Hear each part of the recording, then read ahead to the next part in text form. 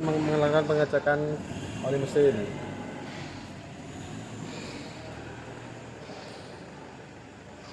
Oli masih sesuai dengan batas pada mesin, jadi tidak perlu ditambahi.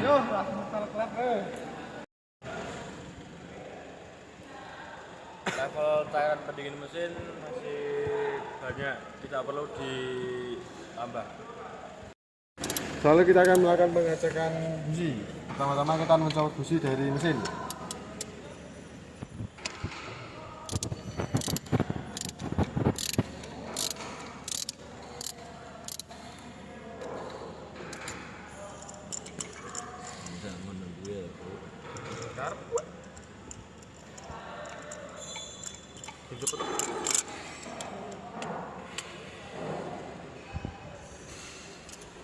Kita cek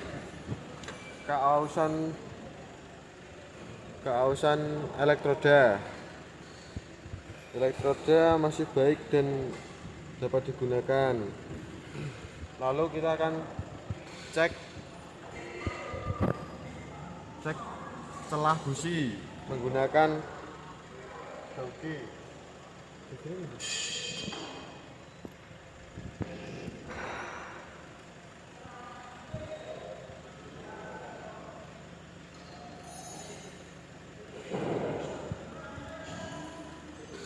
Busi masih bisa digunakan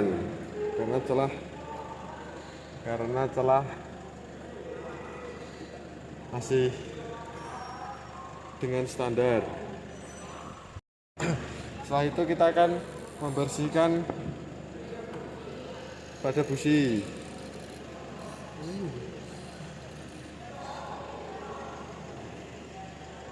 Cukup dibersihkan saja.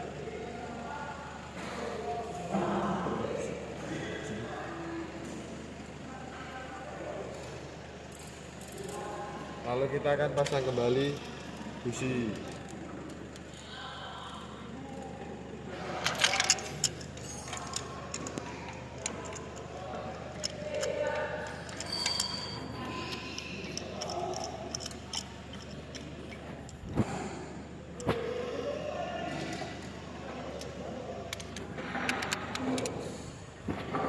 Kita kencangkan busi.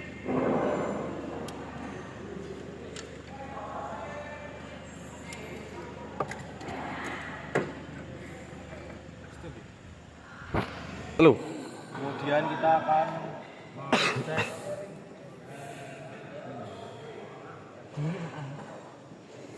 level elektrolit.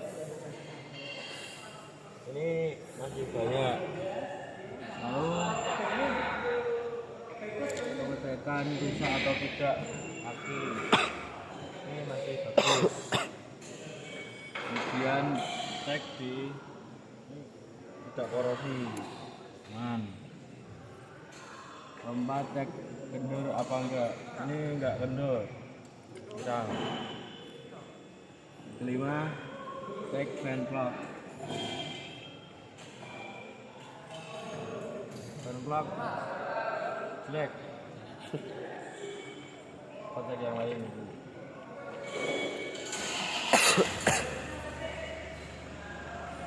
Sudah jelek semua dan kalau ada kebocoran. Lalu kita akan melakukan pengecekan menggunakan hidrometer satu persatu.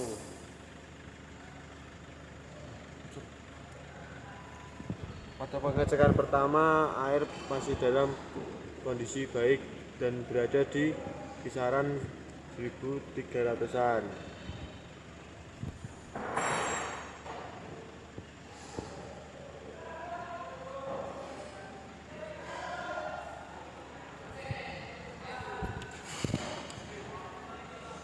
Lalu pada yang kedua, air juga masih cukup baik dan pada di kisaran 1300-an.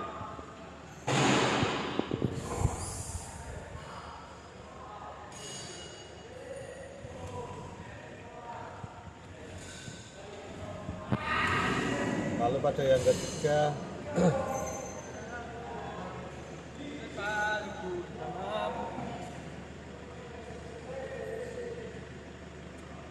juga pada kondisi baik, berada di kisaran 1300.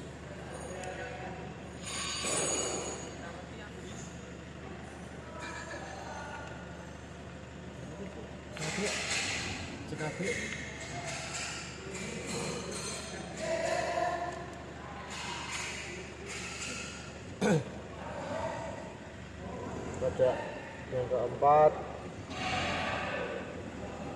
cekap. Air juga masih baik, berada di kisaran 1300. Ini sama semua dong. Ini sama semua. Apa ya? Iya. Ya wes toh.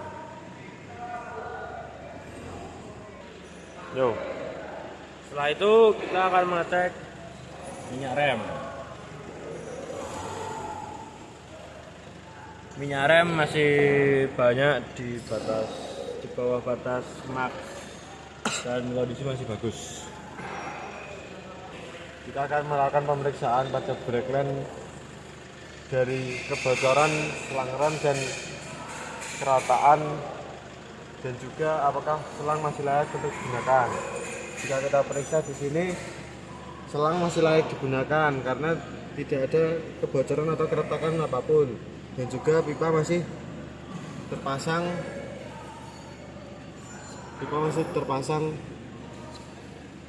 dengan sempurna, tidak ada pergeseran sedikit pun. Setelah itu kita cek filter udara. Filter sedikit kotor, hanya perlu dibersihkan sedikit.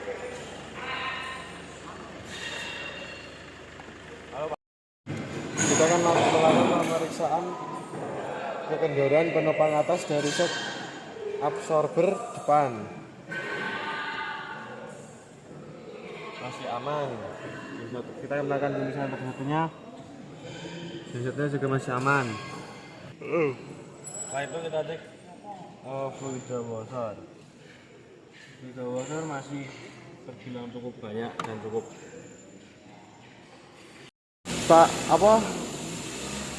cairan pendingin mesin. Cairan pada ini tidak mengalir, perlu diperbaiki lagi. Kita akan melakukan pengecekan pada drive belt.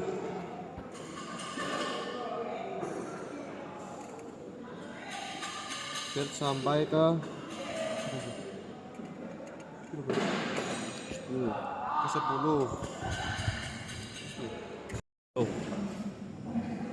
Urutan kerja dan peralatan. Letak air flow meter berada di belakang air cleaner, tepatnya ini.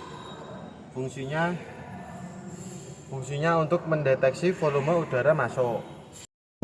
Kedua, manifold pressure sensor terhubung dengan pipa intake manifold. Aduh, panas. Ini dia. Fungsinya untuk mendeteksi volume udara masuk, sama seperti air flow meter. Lalu yang ketiga yaitu intake air temperatur sensor, terletak di air cleaner atau air intake hole. Ini fungsinya untuk mendeteksi temperatur udara masuk. Yang keempat yaitu water temperatur sensor, terletak di sana. Keempat yaitu water temperatur sensor, terletak di water outlet mesin, tepatnya di sana, warna abu-abu. Fungsinya untuk mendeteksi temperatur air pendingin mesin. Lalu yang kelima, throttle position sensor, terletak di throttle body. Fungsinya untuk mendeteksi sudut pembukaan throttle valve. Lalu yang keenam, throttle body. Ini. Aduh, panas. Fungsinya untuk mengatur volume udara masuk. Selanjutnya air intake chamber. Air intake chamber terletak di sebelum intake manifold. Berfungsi menampung udara untuk meratakan udara yang masuk ke masing-masing silinder. Tuh. Selanjutnya air valve. Air valve terletak di throttle body. Berfungsi menambah udara masuk untuk menaikkan RPM mesin saat mesin masih dingin. Low, yo. Yang kesembilan, fuel pump, terletak di dalam tangki bahan bakar. Berfungsi memompa bahan bakar. Dan yang ke-10, fuel filter, terletak di dalam fuel tank atau di saluran bahan bakar, penyaring bahan bakar. Tuh. Selanjutnya pulsation damper, terletak di delivery pipe sebelum intake manifold di belakang sini.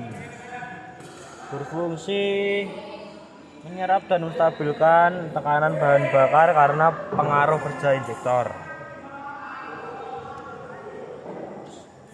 Terus selanjutnya fuel pressure regulator, terletak di delivery pipe atau di dalam fuel tank.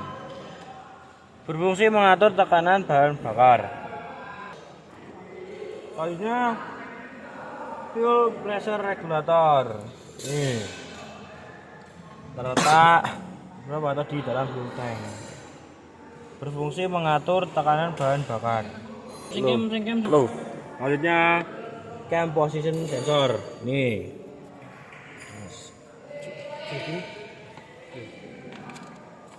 Terletak bagian depan silinder head dekat camshaft. Sudut camshaft.